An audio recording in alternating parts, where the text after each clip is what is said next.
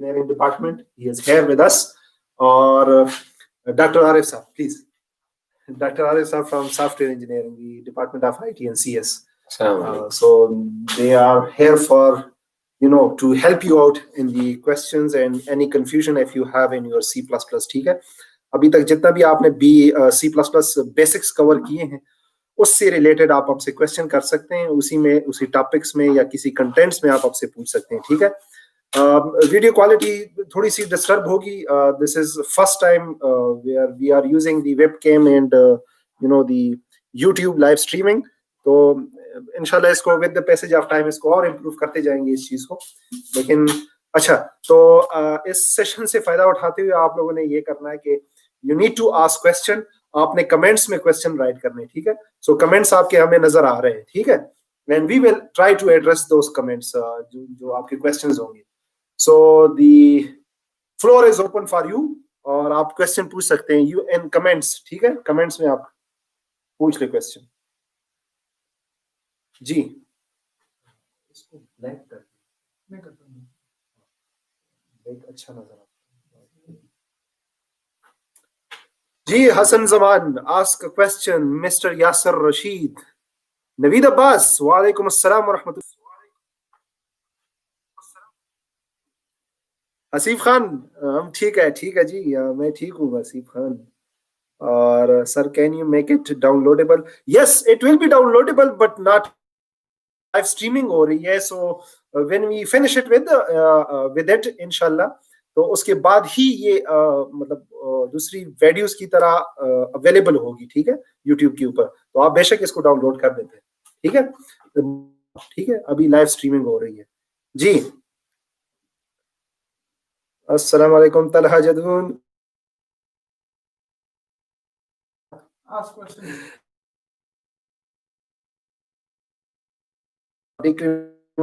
Okay, so this is the first question. Excellent ji, Zaid Hussain. हम इसका answer हम आपको पोस्ट इन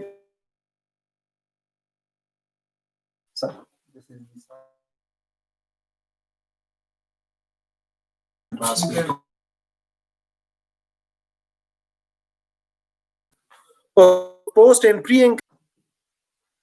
ये बोर्ड का कलर चेंज कर रहे हैं.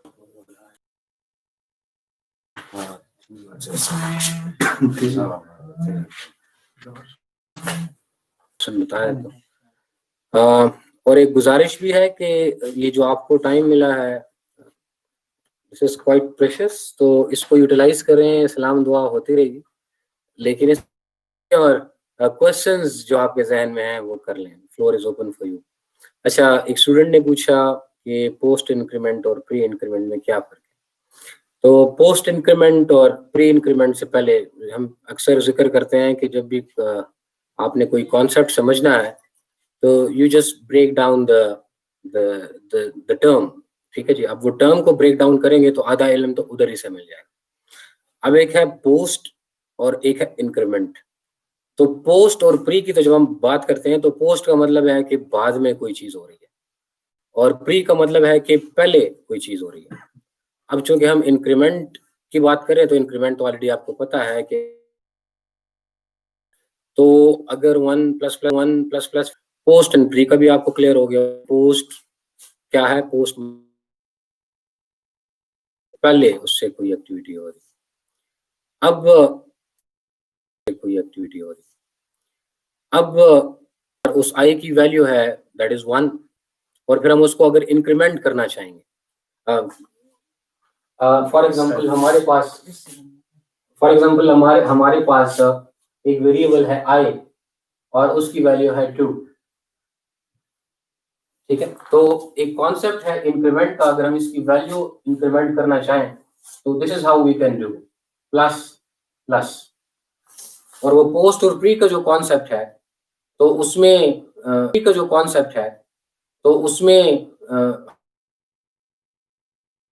अगर आप यहाँ देखें तो आई के बाद प्लस प्लस हम लगा रहे हैं. ठीक है जी? तो पोस्ट इंक्रीमेंट हो रहा है. इसकी लॉजिक क्या है वो भी हम देखते हैं कि फॉर एग्जांपल अगर हम सी आउट अब करते हैं आई को, तो जो i की वैल्यू पहले थी दैट वाज 2, फिर i की वैल्यू हमने इंक्रीमेंट की जो कि बन गई 3, और यहाँ पे हमने i को डिस्प्ले किया तो यहाँ पे i की वैल्यू जो है वो 2 से 3 बन जाएगा, ठीक है। लेकिन अगर हम यूं कर लेते हैं, अब ए सी आउट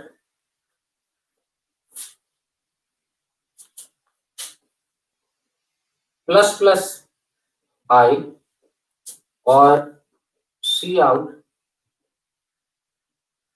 आई प्लस प्लस, तो अब हर एक का अगर हम आउटपुट लिखना चाहें तो आगे ये कुछ यूं आएगा कि सी आउट आई, तो यहाँ तक के स्टेटस की इसकी जो वैल्यू थी, क्योंकि इसके पहले एक ऑपरेशन हो चुका है आई प्लस प्लस 2 से 3 बन गया, ठीक है, यहाँ तो 3 आ गया। लेकिन यहाँ पे क्या हो रहा है, यहाँ पे ये हो रहा है कि सी आउट प्री इंक्रीमेंट टीबीडी क्या है वो डिस्प्ले करना है। तो पहले आपने इंक्रीमेंट किया, मतलब आई की वैल्यू क्या बनी, 3 से 4 हुई, क्योंकि पहले इंक्रीमेंट हो गया, उसके बाद की एक्टिविटी है सी आउट, उसको डिस्प्ले करो, जो कि ये बन जाएगा 4, ठीक है। अब आगे भी हम इंक्रीमेंट कर रहे हैं, तो वैसे तो लगता है कि जो आगे इंक्रीमेंट कर रहे हैं तो उससे प्रिंट होना चाहिए 5, लेकिन एक्चुअली ये 5 नहीं प्रिंट होगा, क्योंकि यहाँ पे हम कह रहे हैं कि आई प्लस प्लस कर रहे हैं, पहले ये एक्टिविटी कर रहे हैं, और वो एक्टिविटी क्या है, सी आउट को प्रिंट करना। पहले हम कहते हैं सी आउट आई प्लस आई को प्रिंट करो, आई की वैल्यू क्या थी जो पीछे हमारे पास आ रही है दैट इज 4, और फिर उसके बाद हम कहते हैं इंक्रीमेंट करो। तो आई यहाँ पे जो सी आउट प्रिंट करेगा वो 4 ही करेगा, अभी चूंकि इंक्रीमेंट नहीं हुआ, क्योंकि वो बाद में इंक्रीमेंट होगा और उससे पहले उसकी वैल्यू 4 है। तो अब आई ये 4 डिस्प्ले हो गया सी आउट की वजह से, पहले ऑपरेशन हो गया, लेकिन अब बाद में आई की वैल्यू इंक्रीमेंट हो जाएगी। तो आई की वैल्यू यहाँ पे जो हमें एक्चुअली हमारे पास होगी दैट वुड बी 5, लेकिन अगर हम उसको सी आउट करके आई प्लस प्लस कर रहे हैं तो वो हमारे पास 4 इसलिए आ रहा है कि पोस्ट इंक्रीमेंट का मतलब ये है कि पहले जो एक्टिविटी है वो करो, फिर इंक्रीमेंट करो, बाद में इंक्रीमेंट। तो the same applies to decrement as well. अगर प्री डिक्रीमेंट है तो पहले डिक्रीमेंट करो, फिर एक्टिविटी परफॉर्म करो, जो भी है। इसी तरह पोस्ट इंक्रीमेंट में पहले एक्टिविटी करो, फिर जो है आप उसको इंक्रीमेंट या डिक्रीमेंट करो। I hope this answers your question. Okay, Pakhtun has asked a question regarding can a for loop contain another for loop? Yes. A simple answer to this question is कि for loop के अंदर एक दूसरा for loop भी हो सकता है, ठीक है। तो इस कंसेप्ट को नेस्टेड लूप कहते हैं। तो जरूरी नहीं है कि फॉर ही लूप यूज हो जाए, इसमें आप वाइल लूप भी यूज कर सकते हैं, कि जिसमें while inside the body of a while loop there में बी अनदर वाइल लूप, ठीक है। तो इसको हम नेस्टेड लूप कहते हैं। और फिर इवन ये भी हो सकता है कि हम डिफरेंट लूप को हाइब्रिडाइज कर दें। फॉर एग्जांपल वाइल लूप के बॉडी के अंदर एक फॉर लूप हो सकता है, so this concept is known nested loop, ठीक है। लेकिन रिमेंबर कि हमारे पास दो किस्म के लूप्स होते हैं ना, एक इंडिपेंडेंट लूप है for loop for example, and this is the body of the for loop, ठीक है। एक ये फॉर लूप है और एक साथ में उसकी सीक्वेंशियल में in sequential steps there is another for loop with its own body, ठीक है। So this for loop is independent of this for loop, ठीक है। इसको नेस्टेड नहीं कहते, रिमेंबर, ठीक है, इसको नेस्टेड नहीं कहते। नेस्टेड जो आपने क्वेश्चन पूछा है, वो ये है, for integer, for example, integer I is equal to 0 and I is less than 10 and I plus plus, ठीक है। Now it totally depends on you कि आप इसको curly braces प्रोवाइड करना चाहते हो कि नहीं चाहते, ठीक है। So अगर आप curly braces प्रोवाइड करते हैं, so this is best software engineering or coding programming principles, ठीक है। So it depends, आप बेशक curly braces प्रोवाइड कर देंगे। So this is now the body of the for loop. Now we can introduce another for loop inside the body of this outer loop. For integer j is equal to 0 and j is less than 10. Student से white use करेंगे ज्यादा white पे नजर नहीं आ रहा है, white use करेंगे इसके बैकग्राउंड को कैसे चेंज बैकग्राउंड इधर सिर्फ करना बस करा नहीं सर, बैकग्राउंड कलर नहीं बैकग्राउंड नहीं होना चाहिए ठीक है ब्लैक अच्छा पेन ओके ओके ये वाइट करना ओके ओके कंट्रास्ट ठीक okay, so we have changed the color of the for color, ठीक है. So this is the for loop inside the body of the outer loop. So इसको हम outer loop कहेंगे. और ये जो आप इंट्रोड्यूस कर रहे हैं इसको आप inner loop कहते हैं, ठीक है. So a loop inside the body of another loop is known as nested loop, ठीक है. और ये फिर ये डिफरेंट जो प्रोग्रामिंग प्रिंसिपल्स है उनके लिए आप यूज कर सकते हैं. For example, one of the major application of the nested loop is to traverse the 2-dimension array, ठीक है. या फिर हमारे पास मैट्रिसेस होते हैं आपके मैथमेटिक्स में, उसको ट्रेवर्स करने के लिए, क्योंकि मैट्रिसेस या 2-dimension एरेज, इवन टेबल्स, ठीक है, उसमें हमारे पास रोज भी होती हैं और कॉलम्स भी होते हैं, ठीक है. So we can actually utilize these loops, rows and columns, ठीक है. So the outer loop may be used for rows, while inner loop can be used to traverse the columns, ठीक है. अगर इससे ज्यादा आपको मतलब जानना है in deep, so we can go for that, but you need to ask a question. Ji. Rehan Ahmed.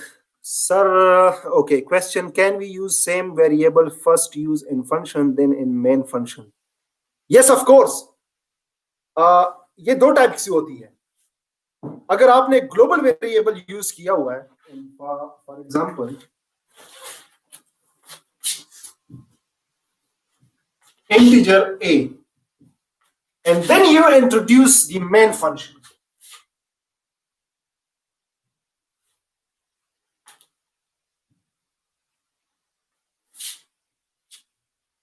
ठीक है, and then you introduce your user defined function. But remember, in C++ you cannot do it like this one, ठीक है. आपको पहले prototype वहां पे declare करना होता है मेन से पहले, उसके बाद डिफिनीशन फिर लिखते हो, ठीक है. सो user defined function can be wide, और ये फंक्शन का नेम हुआ, ठीक है, और ये parenthesis with no parameters, and this is the body of the user defined function. अब क्या है, ये variable as global variable use होता है, ठीक है. You can use it in main function as well as in other function. RAM जो है ना वो लास्ट करता है, यूज कर सकते हैं, किसी भी फंक्शन में यूज कर सकते हैं. Remember, if you introduce a variable inside the main function like integer b, so this b cannot be used or accessed in the user defined function, ठीक है. आप इस b को, इस वेरिएबल को यूजर डिफाइंड फंक्शन में access नहीं कर सकते. You can not use it like cout b is not defined in this scope, ठीक है. तो इस b का जो स्कोप है वो ये फंक्शन है, मेन फंक्शन. इसको लोकल वेरिएबल भी कहते हैं, और इस वेरिएबल का जो स्कोप है वो ग्लोबल है, तो आप किसी भी फंक्शन में इसको यूज कर सकते हैं.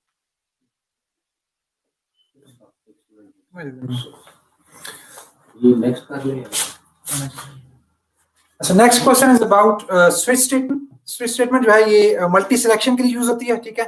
और फॉर एग्जांपल अगर आपने मल्टीपल ऑप्शंस की बेस पे multiple set of statements execute करनी है तो उसके लिए आप स्विच केस यूज करते हैं, ठीक है.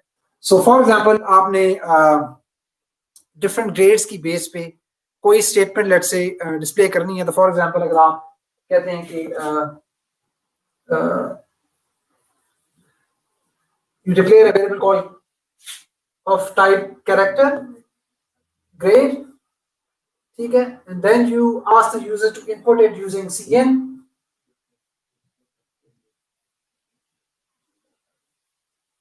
and then you want to display some remarks based on what grade student got. तो क्या हो सकता है कि आप इसको switch statement लिखेंगे, ठीक है. और स्विच के अंदर जो वेरिएबल है वो आप कौन सा लिखेंगे, जो कि जिसकी बेस पे आप, जिसकी डिफरेंट वैल्यूज की बेस पे आप कोई भी मैसेज डिस्प्ले करना चाहते हैं. For example that in this case the variable is called grade and then you would write the starting parenthesis and ending parenthesis. ठीक है, उसमें पहला केस क्या हो सकता है कि अगर ग्रेड ए है, ठीक है, तो you would write case and then the value you want the variable to have. For example, the grade is A, so since it's the character type variable grade, you would write it in single quotes. ठीक है, then you would write double quotes और उसके बाद set of statement जो कि आप execute करना चाहते हैं. फॉर एग्जांपल मैं ग्रेड ए के केस में सी आउट करता हूं, सी आउट एक्सीलेंट.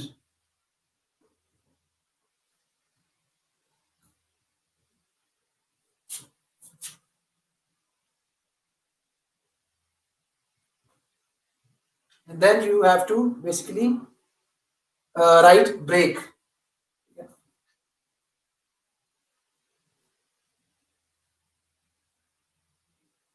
ठीक है, तो ये जो वेरिएबल है ग्रेड, इसके अंदर अगर यूजर ने ए एंटर किया है कैरेक्टर, तो क्या होगा कि आपके पास ये वाला केस एग्जीक्यूट होगा और उसके बाद प्रोग्राम जो है वो इस केस से ब्रेक कर जाएगा क्योंकि आपने ब्रेक की स्टेटमेंट लिखी है.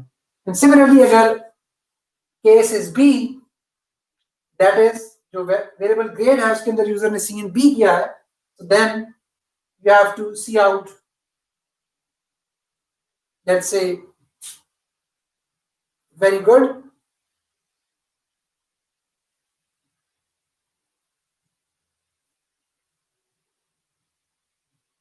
and then you also again put a break. ठीक है, तो अगर वैल्यू ए होगी तो आपके पास क्या डिस्प्ले होगा, एक्सीलेंट. और अगर वैल्यू ग्रेड के अंदर यूजर ने बी एंटर किया है, कैरेक्टर बी एंटर किया है, तो आपके पास डिस्प्ले होगा गुड. और लेट्स से आप केस सी के केस में if the user enters C, then you could good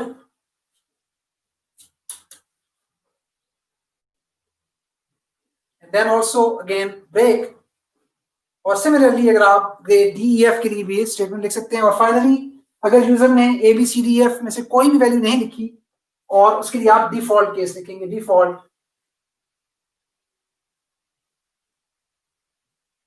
और अगेन कॉलम के बाद आप सी आउट करेंगे, let's say invalid,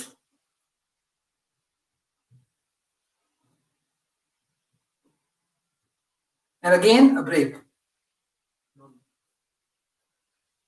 ठीक है, इसके लिए ब्रेक लाजमी नहीं है, लेकिन if you right it it's good programming practice कि आप तमाम केसेस के एंड पे ब्रेक लिख दें. ठीक है, अब इसमें you could also add different cases for DEF कि वहां पे आप एवरेज, बिलो एवरेज और फेल लिख सकते हैं. ठीक है, तो ये हमने क्या किया है कि एक वेरिएबल की वैल्यू के बेस पे multiple selection, all possible option जो कि आपने केसेस की फॉर्म में लिखे हैं. Okay, right. Small and capital A in case. No, it cannot be combined together.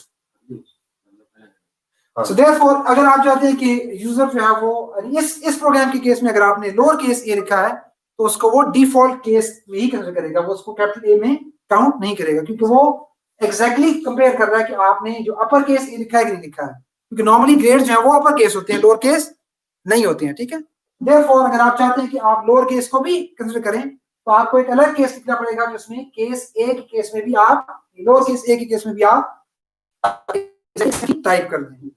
Case one में और कुछ नहीं, केस ए स्मॉल में लिख दें, कोलोन बस. ठीक है, एग्जैक्टली. सो अगर आप लोअर केस में करना चाहते हैं, sorry, case and lower case ए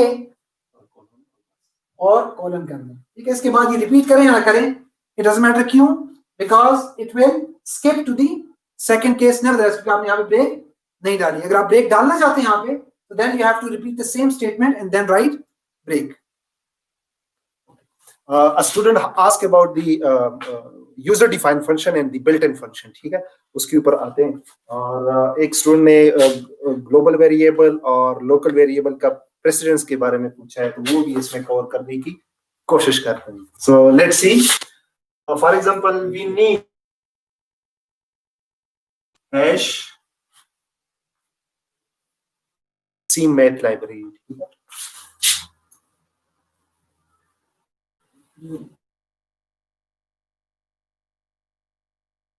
लिखना है, ठीक.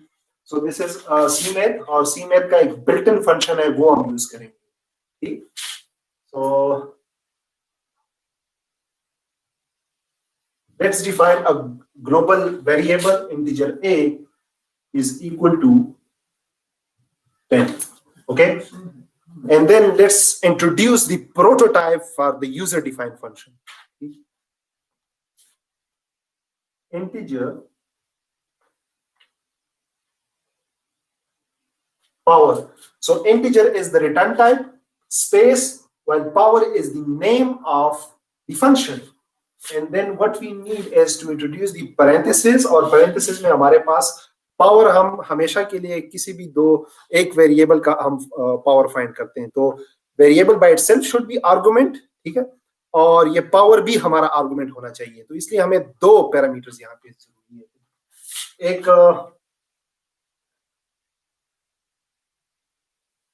integer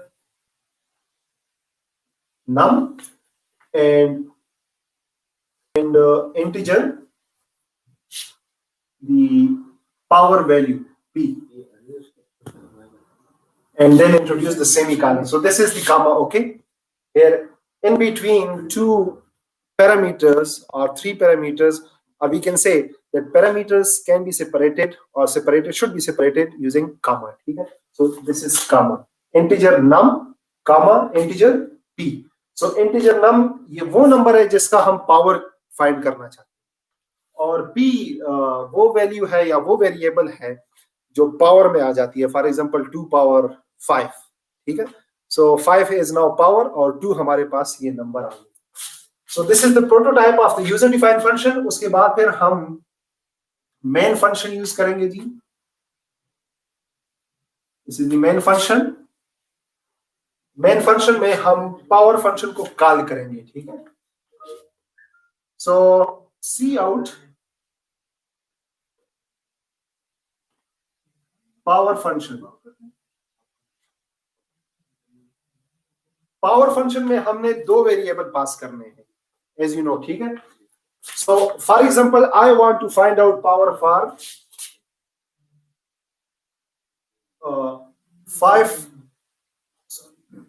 5 पावर 2, ठीक है. 5 power 2, 5 comma 2 with semicolon. Now these are the arguments. यहां से जो आप वैल्यूज पास करते हैं ना, ये वैल्यूज ये आर्गुमेंट्स कहलाती हैं, ठीक है. और जब आप प्रोटोटाइप में या डेफिनेशन ऑफ अ फंक्शन में जब आप डिफाइन करते हैं वेरिएबल्स को, तो उसको पैरामीटर्स कहते हैं. So we are passing 2 arguments to the function. अब इस फंक्शन को हमने डिफाइन भी करना है, इस function. Okay, so let's define that function just below the main function. ठीक है, यहाँ पे एरिया कम पड़ रहा है तो इसलिए मैं यहाँ पे इंट्रोड्यूस कर रहा हूँ. So just below the main function. Okay, so we need to introduce the signature of the function, which is integer, then power,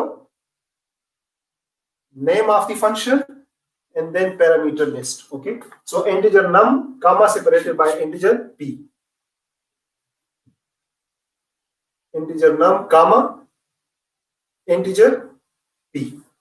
Okay, so these are the 2 parameters that we are going to introduce the definition of the function, user defined function.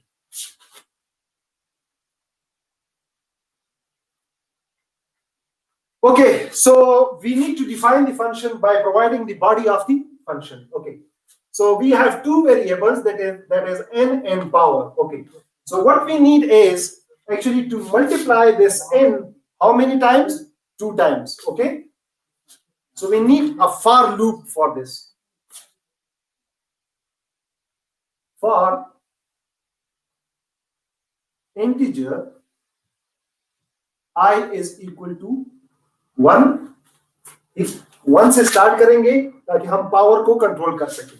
For integer I is equal to 1, I is less than or equal to power P, this power P. हम power time loop को iterate करेंगे and I plus plus. ठीक है, हमने एक loop चलाना है, उस लूप को हम पावर टाइम आइटरेट करेंगे. ओके, सो इस आइटरेशन में हम करेंगे क्या? इस आइटरेशन में हम 5 को 2 टाइम मल्टीप्लाई करेंगे. So 5 here is number. ठीक है, so num let's define yes, num multiply by equal to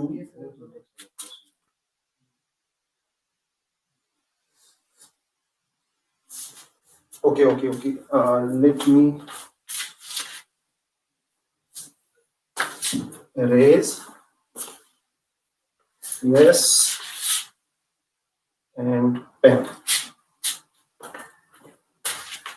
Let me introduce a variable which will return the result of this power formula. ठीक है, ये और ये जो फंक्शन नजर आ रहा है इसमें हम वैल्यू रिटर्न करेंगे. So that should be integer result is equal to 1. Result is equal to 1. Now put this result, this variable in the body of the for loop. Result steric, that is multiplication, equal to num. This num is actually a variable of which we want the answer by multiplication, number of multiplication. ठीक है, so num is the, for example, variable here has value 5 while d has value 2. ठीक है, तो 5 को हम 2 दफा multiply कर रहे हैं. यहाँ पर 2 दफा मल्टीप्लिकेशन कैसे होगी? ये लूप 2 दफा इटरेट करेगा तो इसका रिजल्ट यहाँ पर मल्टीप्लिकेशन भी 2 टाइम आनी चाहिए. So 5 multiply by 5 is equal to 25. So ये लूप जब टर्मिनेट होगा बाय जब ये कंडीशन फॉल्स होगा, ठीक है, तो ये टर्मिनेट हो जाएगा. उसके बाद रिजल्ट में कोई ना कोई एक वैल्यू पड़ी होगी. ठीक है, जाहिर है जब मल्टीप्लिकेशन परफॉर्म होगी तो रिजल्ट जो है उसकी वैल्यू अपडेट हो जाएगी and we want that value to be return from this function. So इससे पहले आपने रिटर्न स्टेटमेंट लिखना है, return result. So what will happen, the execution will take the value of result and will return that value through this gateway. This is the integer. ठीक है, जिसको हम return type कहते हैं. इस गेटवे के थ्रू रिटर्न होगी value और एग्जीक्यूशन इस वैल्यू को यहां पर प्लेस करेगी. वैल्यू जब यहां प्लेस होगी, रिटर्न होगी, फंक्शन से आएगी, तो वो सी आउट यानी कंसोल के ऊपर प्रिंट हो जाएगी. ठीक है, so this is the concept of introducing user defined function. ठीक है, अगर हम बिल्ट इन फंक्शन यूज करते हैं तो इसका ये मतलब है कि हमने ये सारी चीजें इंट्रोड्यूस नहीं करनी. अरे ये हमने किया, ये यूजर ने डिफाइन किया. ठीक है, इसको डिफाइन करने की जरूरत नहीं है. बिल्ट इन का मतलब ये है कि ये ऑलरेडी डिफाइंड है, आपने सिर्फ इसको कॉल करना है. इट मींस आपने सिर्फ ये कॉलिंग करनी है, बाकी प्रोटोटाइप की कोई जरूरत नहीं है, डिफिनीशन की भी जरूरत नहीं है. तो हम ये कैसे करेंगे? मैंने यहाँ पे सीमेंट लाइब्रेरी जो इंट्रोड्यूस की हुई है, यहाँ पर पावर का एक फंक्शन यूज होता है. ठीक है, POW के नाम से एक फंक्शन एग्जिस्ट करता है. आपने सिंपली उस फंक्शन को कॉल करना है, सी आउट POW 5,2. इन दोनों स्टेटमेंट का आंसर सेम ही आएगा. ठीक है, दोनों का सेम ही आएगा क्योंकि इसके पीछे बैकएंड पे जो इंप्लीमेंटेशन है, जो लॉजिक है, वो एग्जैक्टली सेम है. ठीक, यूजर डिफाइंड फंक्शन का भी और बिल्ट इन फंक्शन का भी. सो अच्छा, ये तो यूजर डिफाइन और बिल्ट इन डिफाइन फंक्शन में एक फर्क आपको नजर आ गया कि बिल्ट इन में आपको डिफिनीशन, प्रोटोटाइप इसकी जरूरत नहीं पड़ती.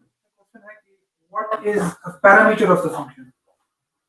अच्छा, पैरामीटर ऑफ द फंक्शन मैंने ये पहले भी एक्सप्लेन किया कि जब आप डिफाइन करते हैं ना, उस टाइम पे जो भी वेरिएबल्स आप पैरेंथेसिस में यानी सिग्नेचर या हेडर ऑफ द फंक्शन में इंट्रोड्यूस करते हैं ना, उसको पैरामीटर कहते हैं। रिमेंबर, चाहे वो डिफिनीशन में हो या फिर प्रोटोटाइप में हो, जो पैरामीटर लिस्ट आप प्रोवाइड करते हैं ना, जो लिस्ट ऑफ वेरिएबल पैरेंथेसिस में, उसको पैरामीटर्स कहते हैं। रिमेंबर, और आर्गुमेंट कैसे कहते हैं? जब आप उस फंक्शन को कॉल करते हैं in the body of any another function, तो जब आप उस फंक्शन को कॉल करते हैं और जो वैल्यूज आप प्रोवाइड करते हैं, उन वैल्यूज को आर्गुमेंट कहते हैं।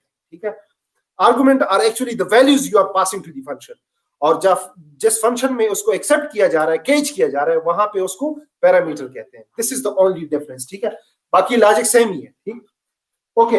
ये ग्लोबल वेरिएबल और लोकल वेरिएबल का प्रेसिडेंस का एक स्टूडेंट ने पूछा है। तो this is the global variable. Let me change the colour if it works. Sir, please guide me. This is the global variable, okay? And let me introduce the local variable.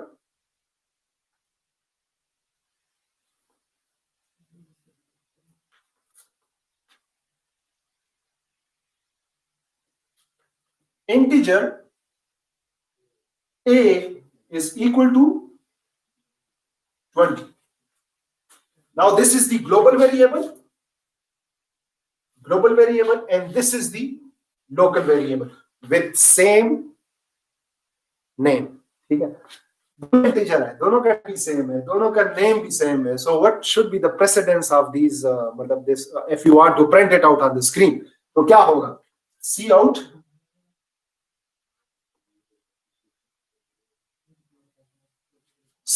A, इसका answer क्या आना चाहिए? तो ये याद रखें कि जब ग्लोबल वेरिएबल होगा कोई भी, और उसी नाम से और उसी टाइप से आप दूसरा वेरिएबल इंट्रोड्यूस करते हैं, तो इसका ये मतलब है कि you are going to give the preference to the local variable. ठीक है, तो लोकल वेरिएबल की वैल्यू प्रिंट होगी, not the global variable. Remember, ठीक है. सो प्रेसिडेंस यहाँ पे लोकल वेरिएबल की हुई है. You can try it in the C++ shell. ठीक है, और अगर आपने इसको डिफाइन ही नहीं किया, डिक्लेयर ही नहीं किया, of course then we are accessing the global variable. ठीक है, तो आप ग्लोबल वेरिएबल की वैल्यू प्रिंट कर लें. So this is the precedence of the local और ग्लोबल वेरिएबल. जी, एक क्वेश्चन है कि how do we implement this in Dev C++? Okay, वो फिलहाल थ्योरी एक्सेलरेशन नहीं, वो लैब से लेटर हम लैब में करवा देंगे. अच्छा, ये अच्छा, डेव C++ में आपको एग्जैक्टली इसी तरह ही लिखना है. ठीक है, बस उसकी लिखाई जरा खूबसूरत होती है, हमारी थोड़ी सी गंदी है. तो आप इसको डेव C++ में एज इट कॉपी करेंगे. यू कैन बाद में जाहिर है ये वीडियो अवेलेबल होगी, यहाँ पे स्टॉप कर सकते हैं और इस कोडिंग को लिख सकते हैं. ठीक है, accordingly. Why do we use local variable? देखें, ग्लोबल वेरिएबल हम कब यूज करते हैं? वैसे तो यूज नहीं करनी चाहिए ना ग्लोबल वेरिएबल, लेकिन यूज कब करते हैं? फॉर एग्जाम्पल, ग्रेविटेशनल फोर्स है हमारे पास. ठीक है, तो gravitational force is always remaining same. ठीक है, और जितने भी हमारे प्रॉब्लम्स हैं, चाहे वो फिजिक्स के हो या फिजिक्स के अलावा एस्ट्रोनॉमी के हो या कोई और प्रॉब्लम हो, ठीक है, उन सारे प्रॉब्लम में ये ग्रेविटेशनल फोर्स हमेशा सिमिलर रहेगा और इसकी वैल्यू चेंज नहीं होती. और सारे फंक्शंस को, जितने भी आप फंक्शंस यूज करते हैं, चाहे वो मेन फंक्शन हो या यूजर डिफाइंड फंक्शन हो या फिर बिल्ट इन फंक्शन हो, उन सब फंक्शंस में वो ग्लोबल वेरिएबल एक्सेस होना जरूरी होता है और उसकी वैल्यू कभी चेंज भी नहीं होनी चाहिए. इसलिए ग्लोबल वेरिएबल जब आप डिक्लेयर करें तो वो कांस्टेंट भी होना जरूरी है.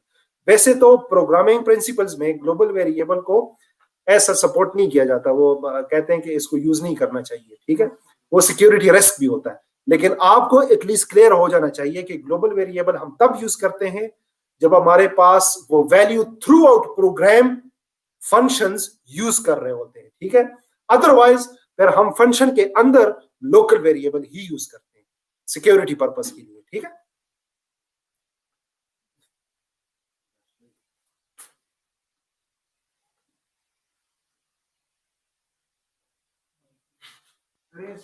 Yes doctor. Thank you doctor Rashid. अच्छा, एक स्टूडेंट ने अरेज के बारे में कुछ पूछा और उससे पहले एक छोटा सा क्वेश्चन था किसी स्टूडेंट का कि रेंजेस या कंडीशन सेट कैसे करते हैं हम स्विच में. तो ये हल्का सा पहले बताता चलूं कि हम रेंजेस सेट कर सकते हैं स्विचेस में। तो उसका तरीका कुछ यूँ है कि फॉर एग्जांपल हम कहते हैं केस 10, तो उस केस में क्या हो, केस 20 के इस केस में आप फिर एक कंडीशन पुट करके आप कहते हैं कि जो कंडीशन ट्रू होगी तो आप इसके अगेंस्ट ये काम करें। लेकिन अगर हमने रेंज देनी है, फॉर एग्जांपल हम कहते हैं कि अगर किसी स्टूडेंट के मार्क्स 60 या 70 के बीच में आए तो उसको आप क्या ग्रेड दें, ठीक है जी, उसको आप फॉर एग्जांपल सी ग्रेड दें। या वो 90 एंड 100 के बीच में आए तो उसको आप ए ग्रेड दें, ठीक है, या एक्सलेंट दें। तो ये हम रेंज बता रहे हैं। तो same can be done in switch.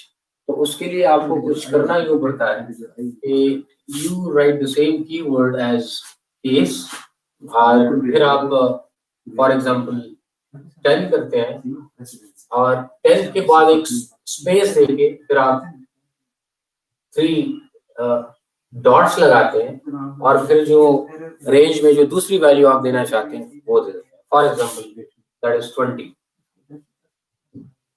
तो इसमें ऐसा ही होगा कि आप इसमें असल में रेंज दे रहे हैं कि 10 और 20 के बीच में अगर कोई वैल्यू आती है तो फिर क्या करें, इसकी बॉडी एग्जीक्यूट करें, ठीक है जी। अच्छा, अरेज के बारे में किसी ने पूछा तो पहले तो हमें इसकी नीड क्यों पड़ती है, ये है क्या चीज़। तो अगर हम कंसिडर करें अपने क्लास की ही सिनेरियो, तो क्लास में यूजुअली अगर हमारे पास 30 स्टूडेंट्स हैं, अगर एक आध वेरिएबल है तो हम डिफाइन कर लेते हैं और वो हमारे पास मेमोरी में कहीं पे रैंडमली वो स्पेस एलोकेट हो जाती है। बट अगर एक ऐसा सिनेरियो है कि हमारे पास स्टूडेंट्स हैं और हम उसका एज नोट करना चाह रहे हैं कि हमारे पास हर स्टूडेंट की एज क्या है, तो उस केस में अगर क्लास में 30 स्टूडेंट्स हैं तो हमें 30 वेरिएबल्स एक तरह से डिक्लेयर करने होंगे कि स्टूडेंट 1 की एज 20 है, स्टूडेंट 2 की एज 22 है, स्टूडेंट 3 की एज 23 है। इसमें 10 और 20 इंक्लूडेड होंगे। ठीक, अच्छा, तो जस्ट इन दैट हमारे पास तो हमें वो 30 वेरिएबल्स जो हैं वो डिक्लेयर करने पड़ेंगे। और अगर क्लास कंसिडर करें कि वो 150 स्टूडेंट्स की है तो हमें 150 वेरिएबल्स जो हैं वो डिक्लेयर करने पड़ेंगे।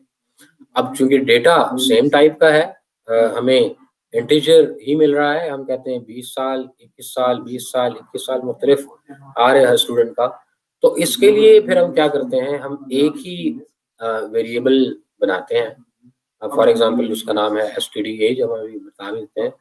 लेकिन उसमें अगर डेटा सेम है तब हम अरेज डिक्लेयर कर लेते हैं। और उसमें फिर हम कुछ यूं करते हैं कि फॉर एग्जांपल स्टूडेंट एज की बात करते हैं तो पहले हम उसका डेटा टाइप लिखते हैं कि ये किस टाइप का अरे होगा, इसमें किस तरह का डेटा है। अब अगर फॉर एग्जांपल मैं कहता हूँ int std अंडरस्कोर एज या एजेस, तो यूजुअली अगर हम वेरिएबल डिफाइन करते हैं तो हम डेटा टाइप फिर वेरिएबल का नाम एंड सेमीकोलन एंड हमारे पास वेरिएबल डिक्लेयर हो जाता है। बट इन अरेज उसका जो सिंटैक्स है वो कुछ यूं है, आप उसका लिखते हैं डेटा टाइप, फिर उसका नाम लिखते हैं, नाम उसका भी ऐसे ही होगा जैसे कि किसी वेरिएबल के रूल्स होते हैं, ऐसे ही डिक्लेयर होगा। फिर इसके बाद आप यहाँ पे जिस तरह हम उर्दू में इसको बड़ी ब्रैकेट्स कहते हैं वो डालते हैं एंड देन द सेमीकोलन, ठीक है, ये इसका सिंटैक्स है। एक चीज अभी भी इसमें रहती है और वो है इसका साइज। इसका साइज क्या होगा, इसका साइज फॉर एग्जांपल हम कहते हैं 5।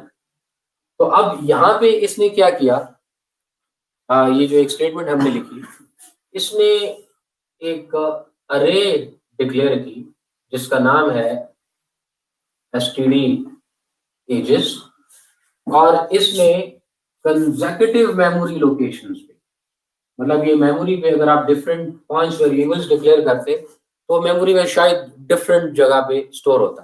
लेकिन यहाँ पे क्या हो रहा है, यहाँ पे इस नाम का जो ये एरे बन गया है, इसमें कंसेक्यूटिव मेमोरी लोकेशन पे हमारे पास 5 खाने बने, ठीक है जी, 5 हमने जगह डिक्लेयर कर दी। अब इसको अगर कोई वैल्यू फिलहाल हम नहीं असाइन की तब भी ये 5 खाने बन गए, लेकिन इस हर खाने को एक्सेस कैसे किया जाएगा और इस हर खाने का एड्रेस क्या होगा वो आपके पास, हम इसको कहते हैं ये इसके इंडेक्सेस हैं। तो जो एसटीडी एजेस हैं, ठीक है जी, तो हम यही वेरिएबल अगर इसको एक्सेस भी करना चाहें उसमें भी ये यूज होगा। अब std_ages ये 0 हो जाएगा। मैं हर एक के साथ नेक्स्ट टाइम वेरिएबल नहीं लिख रहा, तो ये कुछ यूं हो जाएगा 0 इंडेक्स, ये सॉरी ये 0 इंडेक्स होगा, ये 1, ये 2, ये 3, ये 4। तो अगर हमने कोई भी मेमोरी लोकेशन एक्सेस करनी है इस अरे में, तो उसको हम उसके इंडेक्स के थ्रू एक्सेस करेंगे। और आप यहाँ पे देख रहे होंगे कि मैंने इसको 0 से शुरू किया। तो मुख्तलिफ प्रोग्रामिंग लैंग्वेजेस में ये कॉन्सेप्ट डिफरेंट है, लेकिन मेजॉरिटी प्रोग्रामिंग लैंग्वेजेस में जब भी हम अरेज डिक्लेयर करते हैं तो उसका जो पहला इंडेक्स होता है वो 0 से शुरू होता है। देयर आर लैंग्वेजेस जहाँ पे 0 से अलावा भी शुरू हो सकता है, 1 से भी शुरू हो सकता है, वो इवन 5 से भी शुरू हो सकता है, लेकिन मेजॉरिटी लैंग्वेजेस में ये आपके पास 0 से ही शुरू होता है। तो अब यहाँ पे अगर हम इसको कुछ असाइन करना चाहते हैं, फॉर एग्जांपल यही वाले को, तो दैट इज हम इसको यूं कर लेंगे, इग्नोर दिस साइन, इरेजर है।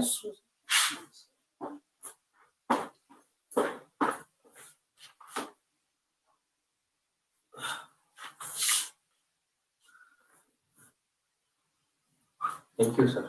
अच्छा जी, अब यहाँ पे अब मैं इसको कोई वैल्यूज भी असाइन करना चाहता हूँ, इन 5 वेरिएबल्स को, तो how would I do that? इसके मुख्तलिफ तरीके हैं। इसका एक तरीका ये है कि हम कर्ली ब्रैकेट्स लगाएं और हम उसमें कहें कि फॉर एग्जांपल 19 साल, for example 18 years, for example 20 years, for example 21 years, और फॉर एग्जांपल यहाँ पे 22 ईयर्स, और फिर इसके बाद भी सेमीकोलन। तो ये अगर हम 5 इकट्ठे वेरिएबल्स में 5 वैल्यूज डालना चाह रहे हैं, तो how can we do this way? अब होगा क्या, ये जो 5 मेमोरी लोकेशंस बने थे, तो इसमें जो पहली वाली वैल्यू होगी वो पहली लोकेशन पे आएगी, दूसरी वाली दूसरी पे, तीसरी वाली तीसरी पे, चौथी पे, और पांचवी पे आ जाएगी। तो यहाँ पे आ जाएगा 19, यहाँ पे आ जाएगा 18, यहाँ पे 20, 21 एंड 22। अब ये तो मैं 5 वेरिएबल्स के लिए बना रहा हूँ, और ये मैं थाउजेंड्स के लिए भी कर सकता हूँ। रिकॉर्ड्स तो थाउजेंड्स के भी हो सकते हैं, लाखों भी हो सकते हैं। अब अगर आपका टेक्स्ट डेटा हम उठाना चाहें तो वो पूरे पाकिस्तान का अगर 20 करोड़ आवाम है तो वो 20 करोड़ का तक भी जा सकता है। हम फिलहाल यहाँ पे 5 वेरिएबल्स के लिए देखते हैं। तो अब अगर हमें इसी नाम से, अब एसटीडी एज के नाम में हम यहाँ पे कोई एक मेमोरी लोकेशन है, हमने 5वें वेरिएबल की वैल्यू डिस्प्ले करनी है या एक्सेस करनी है, तो वो कैसे एक्सेस करेंगे? उसका एड्रेस एक्चुअली क्या है? उसका एड्रेस एक्चुअली होगा ये जो अरे का नाम है, जैसे कि एसटीडी एजेस, ठीक है, और फिर ये लगा के फिर हम एक्चुअली जो उसका इंडेक्स बन रहा है, फॉर एग्जांपल जो पांचवें स्टूडेंट का है, तो उसका इंडेक्स वैसे तो 5 बनना चाहिए था, लेकिन चूंकि 0 से शुरू हुआ है, that is why it would be 4। ठीक है जी। तो हम यहाँ पे एसटीडी एजेस 4 जब करेंगे तो ये यहाँ पे आके, ठीक है जी, 0 1 2 3 4 ये वाली वैल्यू को इसने एक्सेस कर लिया। अब इसके साथ आप करना क्या चाहते हैं? यू वांट टू डिस्प्ले, तो आप इसको वैसे ही करें जैसे बाकी वेरिएबल्स के साथ आप करते थे, सी आउट, एंड ये आपको डिस्प्ले कर जाता है ये वैल्यूज। ठीक है जी। और दिस इज अरेज के बारे में काफी सारी डिस्कशन हो सकती है, बट दिस वाज अच्छा। यूजर से अगर हम सिमिलर उसमें इनपुट लेना चाहते हैं, तो हम क्या करते हैं कि जिस तरह नॉर्मल हालात में जब वेरिएबल होता है तो हम सी इन करके वेरिएबल का नाम लिखते हैं। आप यहाँ पे भी वेरिएबल का नाम लिखेंगे, जैसे यहाँ पे लिखा है for example STD, for example एक है ए, एक अरे का नाम है फॉर एग्जांपल, लेकिन आप यहाँ पे बताएंगे कि जो इससे वैल्यू आपने ली वो स्टोर कहाँ करेंगे, तो वो आप उसका इंडेक्स साथ में बता देंगे। जैसे हमने यहाँ पे 4 डिस्प्ले किया, इसी तरह हम यहाँ से इनपुट लेके उसका इंडेक्स बता देंगे, फॉर एग्जांपल 4। तो ये 4th जो मेमोरी लोकेशन है, जो एक्चुअल में 5th है, उस पे जाके ये वैल्यू जो है ये स्टोर कर देगा। इस अरेज के बारे में मजीद काफ़ी सारी डिस्कशन हो सकती है, ठीक है जी। लेकिन जो बेसिक इंफॉर्मेशन है इसके बारे में वो यही है कि अगर आपके पास सिमिलर डेटा टाइप का डेटा है, ठीक है जी, और वो काफ़ी सारा है जिसके लिए आपको काफ़ी सारे वेरिएबल्स डिक्लेयर करने पड़ रहे हैं, तो इट्स बेटर कि आप उसको यूं कर लें।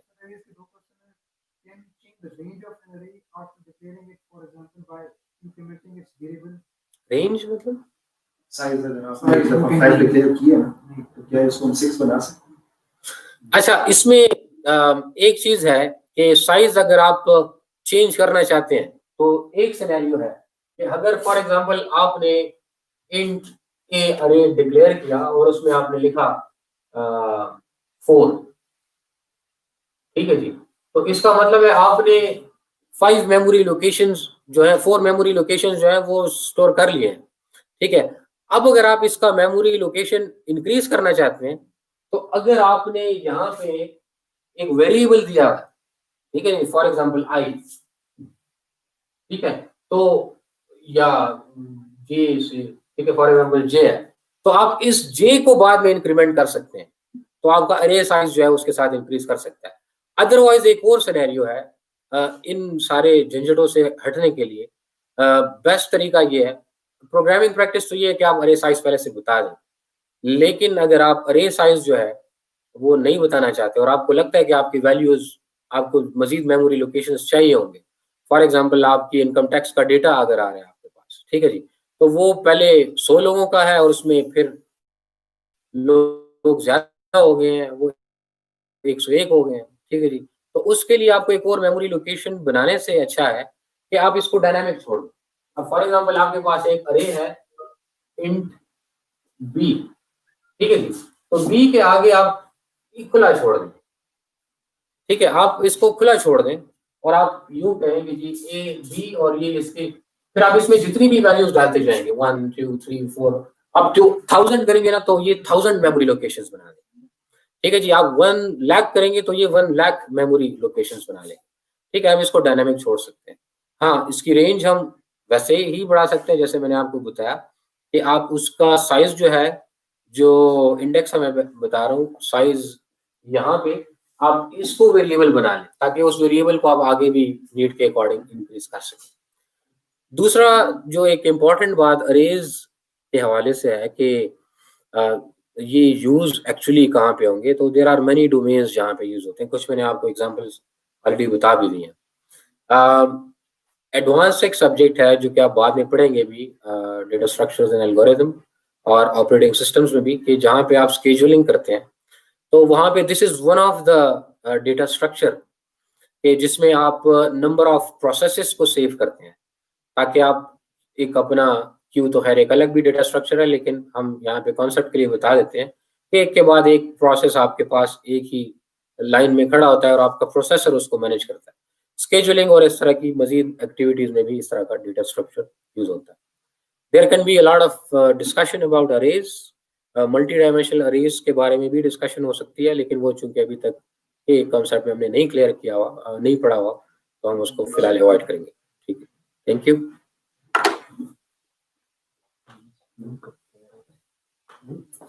नेस्टेड लूप, वो नेस्टेड लूप का एक क्वेश्चन आया हुआ है साथ में matrix, so let me clear these both question together, ठीक है। so we will try to render through a matrix और हम nested loop उसके ऊपर अप्लाई करते हैं, ठीक है।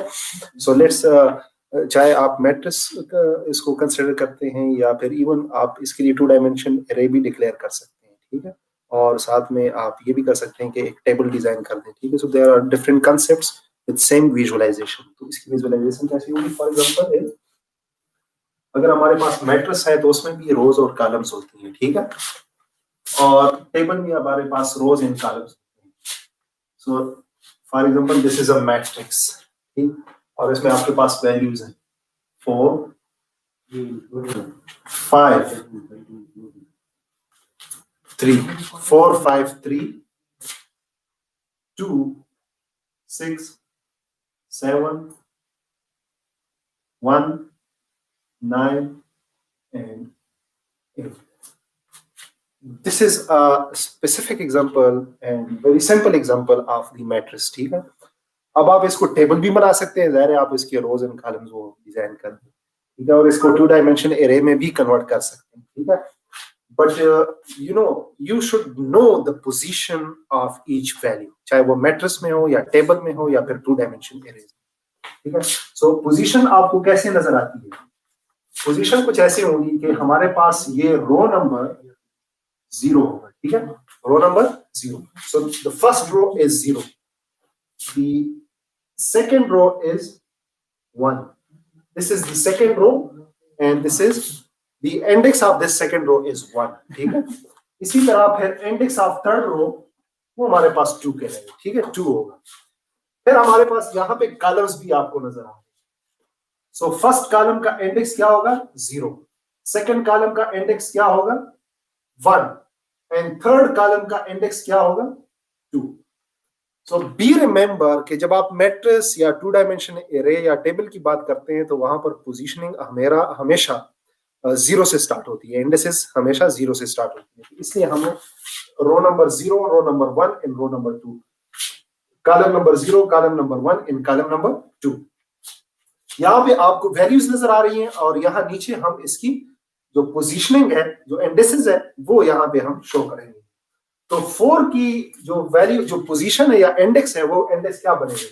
0 रो एंड 0 कॉलम, ठीक है, 0 row and 1 column, 0 row and second the third column, actually the second index.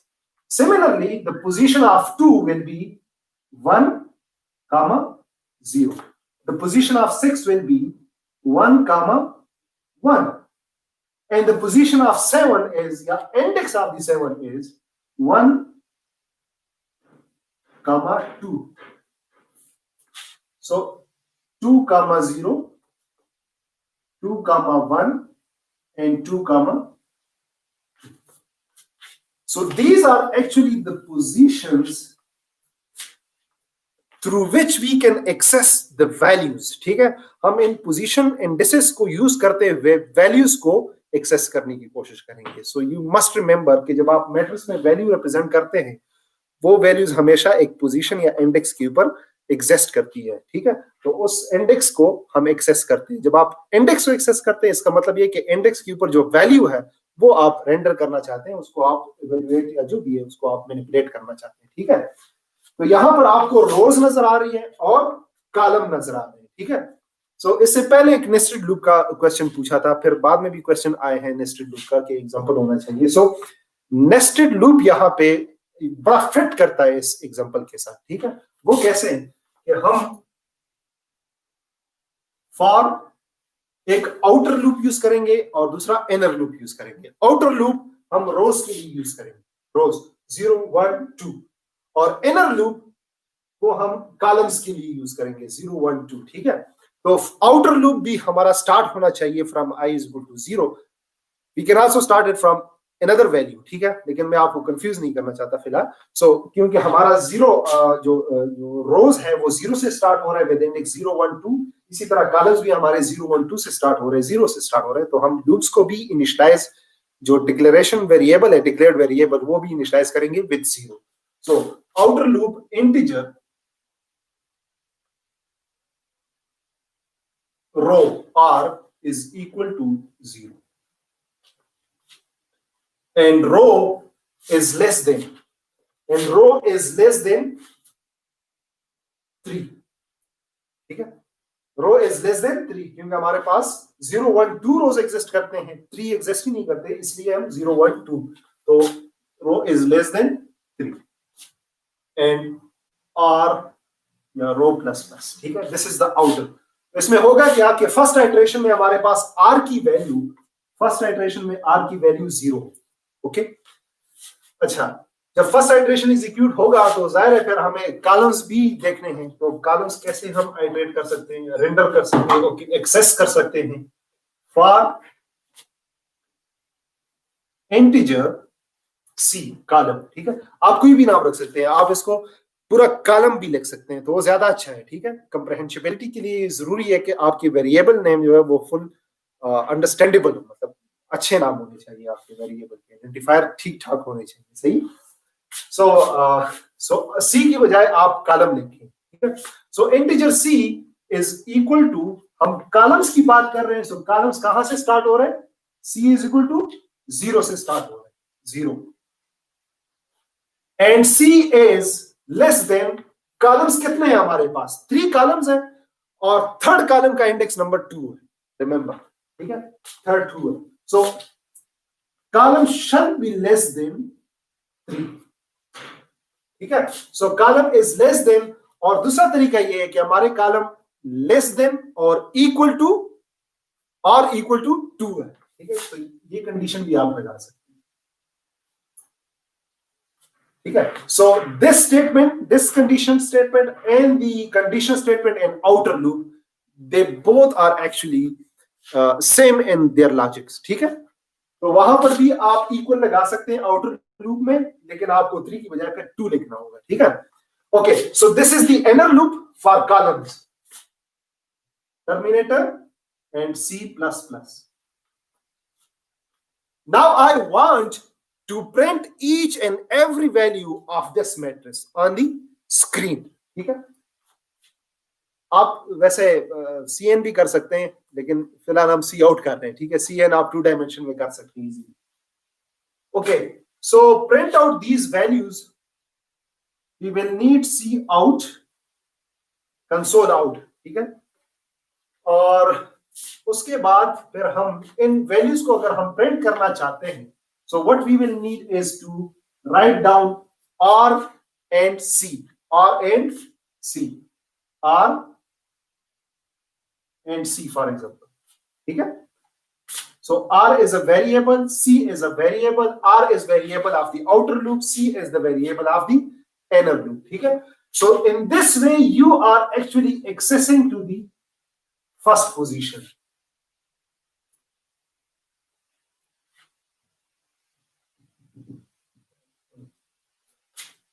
Okay, in next iteration ये क्या होगा, first iteration इसका होगा, then the execution will come to the inner loop, और inner loop में first iteration में first position को हम access करेंगे।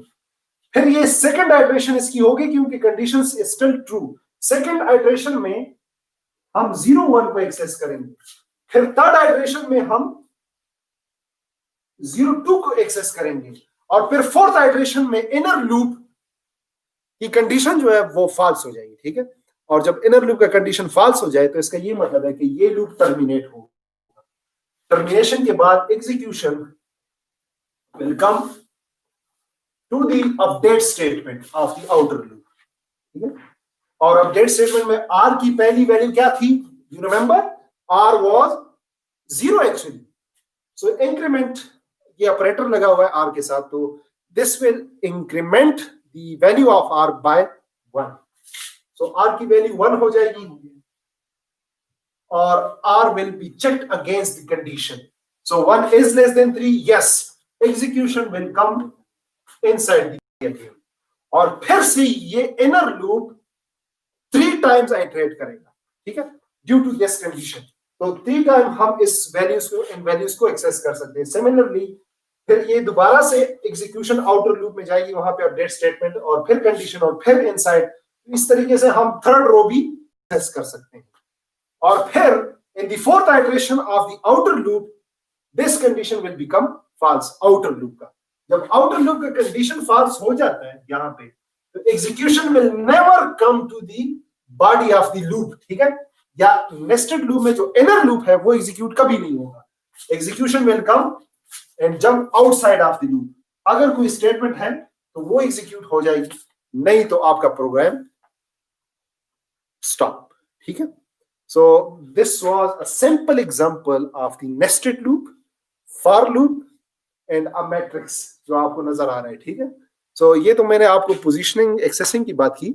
यहाँ पर हम वैल्यूज को फिर आसानी से एक्सेस कर सकते हैं, वो हम तब करेंगे जब हम 2 डायमेंशन एरेज इंशाल्लाह पढ़ेंगे, जो हम कवर करेंगे। जी सॉरी, अच्छा अच्छा, आपके पास डिफरेंट टाइप्स ऑफ लूप्स है, एक डू वाइल है, एक वाइल लूप है, एक फॉर लूप है, ठीक है। तो डू वाइल लूप के लिए मैं बड़ा एक सिंपल सा एग्जांपल देता हूँ कि जब आप गेम खेलने जाते हैं ना ग्राउंड, ठीक है, सो यू नेवर आस्क और नोबडी नेवर आस्क यू कि आप खेलना चाहते हैं, नो, ठीक है। आप जाते हैं और डू करते हैं, मतलब यू जस्ट प्ले इट, ठीक है। गेम हो जाती है, क्रिकेट आप खेल लेते हैं, फुटबॉल हो, जो भी गेम वो आप कर लेते हैं, ठीक है। तो यू डू इट, और आपका एक मुखालिफ टीम भी होता है, ठीक है। सो यू विन और लॉस, ठीक है, इन बोथ द केसेस। फिर क्या होता है कि दोनों टीम फैसला करती है, कंडीशन अप्लाई करते हैं कि whether we should play again or not, ठीक है। तो similar is the case with digital gaming जो हमारे पास है, जो आप मोबाइल यूज करते हैं या फिर लैपटॉप के ऊपर या किसी भी मशीन के ऊपर। तो सबसे पहले आप गेम को डू करते हैं, और जब आप डू करते हैं, गेम फिनिश हो जाती है, तो उसके बाद फिर आपसे पूछा जाता है कि while you want to play it again. तो अगर आप यस में आते हैं, सो देन ओके, यस में तो ये होगा कि आप दोबारा से डू हो जाएगा और फिर कंडीशन चेक होगा, ठीक है। So this is the best and suitable example for the do while loop, जहां पर आप शुरू में कंडीशन चेक नहीं करते, शुरू में आप करते हो, उसके बाद कंडीशन चेक करते, ठीक है। अगर फॉर एग्जांपल आपको पहले से कंडीशन चेक करना है, तो जाहिर है फिर आप व्हाइल लूप भी यूज कर सकते हैं और फॉर लूप भी यूज कर सकते हैं, ठीक है। These two are interchange